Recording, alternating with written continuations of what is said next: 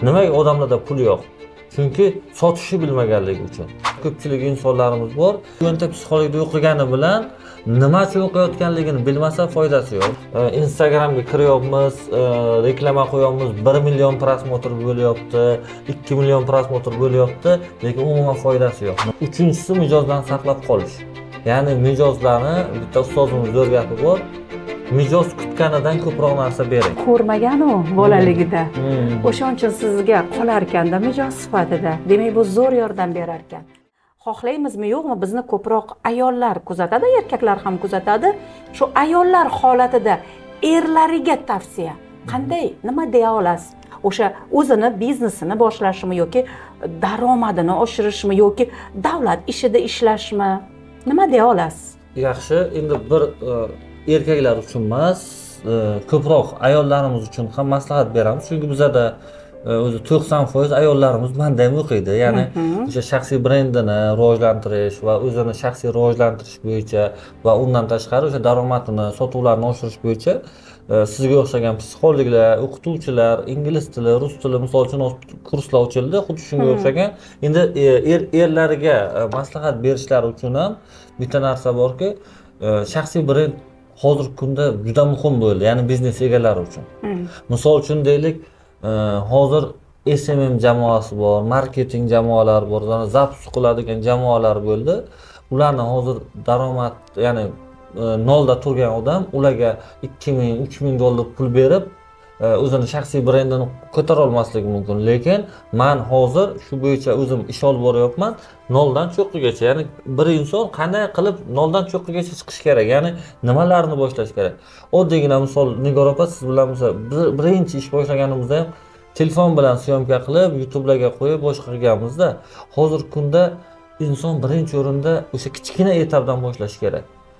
Yana o'zida bor imkoniyatdan. O'zidan bor imkoniyatdan. Masalan deylik, siz qo'lingizdan nima ish keladi, o'shani yozishingiz kerak. Bu keling, agar bizlarni kuzatayotganlar uchun bir yechim sifatida oladigan bo'lsak, siz qo'lingizdan nima keladi, shuni yozishingiz kerak. Masalan, meni qo'limdan, misol deylik, dars berish kelishi mumkin, to'g'rimi? Syomka qilish qo'limdan kelishi mumkin, montaj qilish qo'limdan kelishi mumkin. Nima ish keladi meni qo'limdan? Hammasini yozib chiqishimiz kerakda va o'sha yozib chiqqanimizdan keyin o'sha narsani biz zo'rini tanlashimiz kerak. Ya'ni eng yaxshisi, ya'ni foydali. Masalan, men hozirgi kunda insonlarga manfaatli bir darslar beryapman. Ularning hayotini nima deydi, botqoqlikdan olib chiqish uchun yechim beryapman. Shu maqsadda ishlayapman. Endi o'sha eri bo'ladimi yoki o'shani turmush o'rtog'i o'zini bizni kim kuzatayotgan bo'lsa, o'sha birinchi o'rinda o'zini topish kerak inson. Men qayerga sohada qobiliyatli? Qaysi sohada qobiliyatli va men o'zi qayerga ketayotganimni bilishim kerak-da. Agar ko'pchilik insonlarimiz bor, o'nta psixologda o'qigani bilan nima uchun o'qiyotganligini bilmasa foydasi yo'q-da. Yoki ustozlarda mingta darsda, masalan, ko'pchilik aytadi, palonchani darsida o'qidim, mana bu darsida o'qidim, menga foyda bermadi. Sababi u o'zini topmadi. Birinchi o'rinda o'zligini topib va o'zini yo'nalishini aniq topib olish kerak. Ya'ni qo'limdan nima ish keladi, nima qilsam bo'ladi. Misol uchun, Nigor opa, siz bilan biz ishlaymiz. Ko'pchilik sizga havas qilib ham psixolog bo'laman deganlar bor-da, lekin u psixologiyani pesini ham tushunmaydi, qo'pol qilib aytganda. Lekin u psixolog bo'lmoqchi. Nima uchun? Siz yaxshi daromad qilayotganingizni ko'rgani uchun. Bu xato. Siz hozir kunda qaysi kasb egasi bo'lsangiz ham zo'r pul topishingiz mumkin. Faqatgina uni rivojlantira olsangiz. Masalan, rivojlantirish uchun nima qilish kerak desangiz, misol uchun rivojlantirish uchun birinchi o'rinda o'sha yo'nalishni aniqlab oldigan, masalan, men tikuvchiman yoki pishiriqchiman yoki psixologman. Erkaklar holatida demak. Erkaklar holatida, masalan, deylik, hozirgi kunda uy remont qiladigan usta bo'lish mumkin, farqi yo'q. Masalan, quruvchi bo'lish mumkin yoki o'sha deylik, santexnik bo'lish mumkin. Farqi yo'q. Qaysi kasb egasi bo'lsa ham, o'sha birinchi o'rinda o'zini ijtimoiy tarmoq bo'lish kerak va sekin astalik bilan, misol uchun, obunachilarni ko'paytirish boshlash kerak, mijozlarni. Chunki hozir qaysi xizmatdan foydalanishni istasangiz, Instagram sahifasidan izlaysiz. Endi misol uchun keling, onlayn do'kon ochadiganlar, hozir onlaynda ayollarimiz kiyim-kechak yoki detskiy kiyimlar, ayollar kiyimlari, erkaklar kiyimlarini optimga olib onlaynda magazinlarga, ya'ni telefonda ham qo'yib sotishyapti.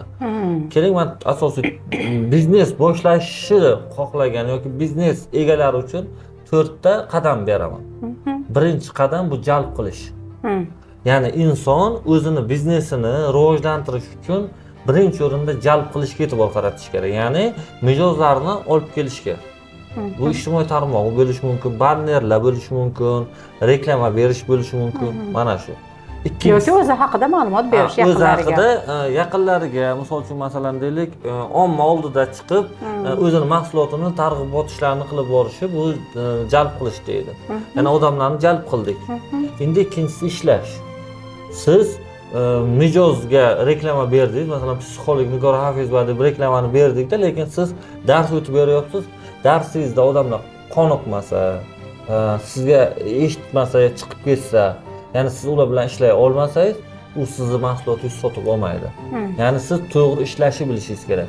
Endi magazinchi bo'lsa ham deylik, misol uchun, magaziningizda tovaringiz qadoqlanmagan bo'lsa, sifatli bo'lmasa va mijozlar bilan to'g'ri muloqot qila olmasangiz va u bilan to'g'ri sotuv qila olmasangiz, ya'ni sotuv strategiyasini bilmasangiz, mijoz avtomatik sizdan tovar olmaydi, borib boshqadan oladi. Shuning uchun ikkinchisi ishlashni bilishimiz kerak. Uchinchisi mijozlarni saqlab qolish.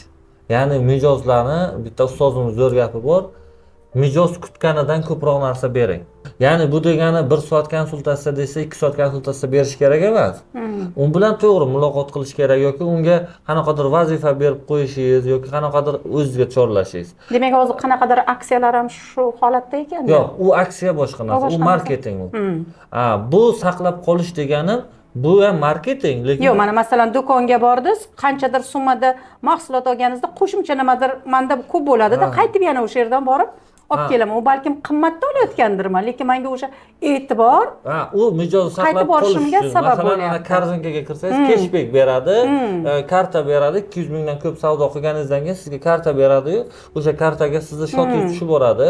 Ya'ni u mijozlarni saqlab qolish uchun qilinayotgan narsa. Bu korzinkada ishlaydi.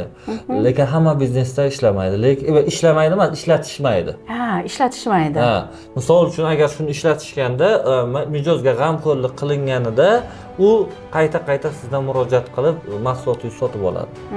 O'sha kichkinagina onlayn do'kon ochgan inson ham o'sha zo'r daromad qilish uchun mijoz bilan ishlab, uni saqlab qolish uchun harakat qiladigan bo'lsa, masalan deylik, Nigora opa, misol uchun sizdan mendan kiyim oldingiz, bolalaringizga men sizga chiroyli muomala qilsam, ertaga bitta odam kiyim olaman desa, kimga tavsiya qilasiz?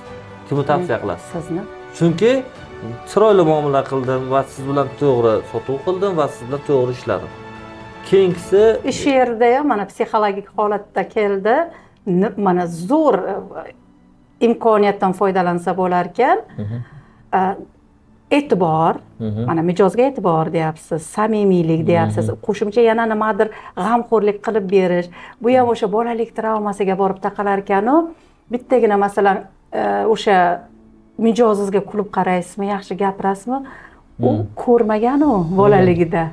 O'shaning uchun sizga qolar ekanda mijoz sifatida. Demak, bu zo'r yordam berar ekan. Ixtiyoriy biznesda.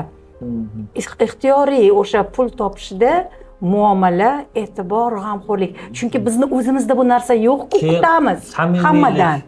Samimiylik. Mana shu narsa yo'qligi uchun ham kim samimiy bo'lib yaxshi gapirsa, u qimmat sotsa ham borib olaveramiz. Chunki u e'tibor berdi-ku, g'amxo'rlik qildi. Mana shu keyingisi bu qaytarish degan strategiya bor. Ko'pchilik bu narsani bilmaydi yoki qaytarishga e'tibor qilmaydi. Misol uchun, siz bilan ishlagan paytimizda ham bilasiz, bitta mijozga qayta sotuv qilganmiz. Umrali bu sotib olganni yana nima uchun qilmoqchi deysiz. Bizda o'shanda qaytarish strategiyasini ishlatganmiz. Ya'ni mijozni yechilmagan muammosini unga ko'rsatganmiz va o'sha yechish uchun qaytib yana o'qishini tavsiya qilganmiz. Boshqa kasblarda qanday qilsa bo'ladi buni? Misol uchun, men kiyim-kechak hozir ko'pchilik shu onlayn biznes qiladi.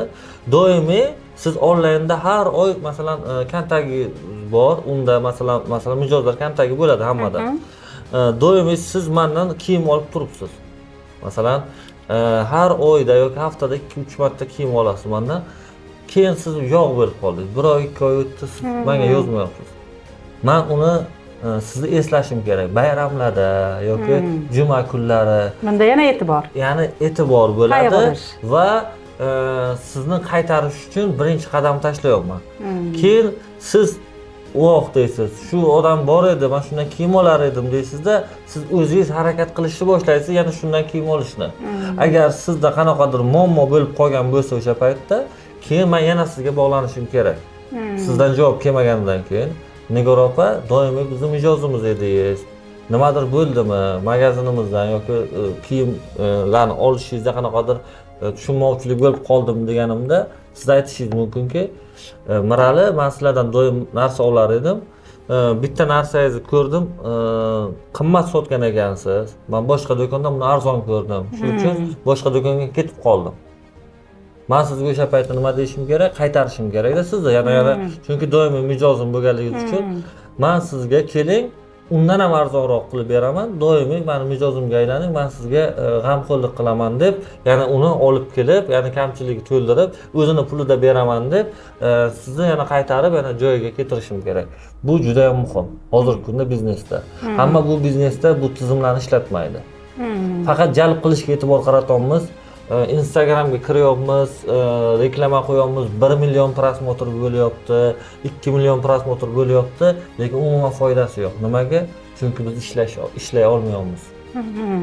Ishlash uchun to'g'ri kontent berishimiz kerak, to'g'ri reklamani berishimiz kerak, to'g'ri qadoqlashimiz kerak.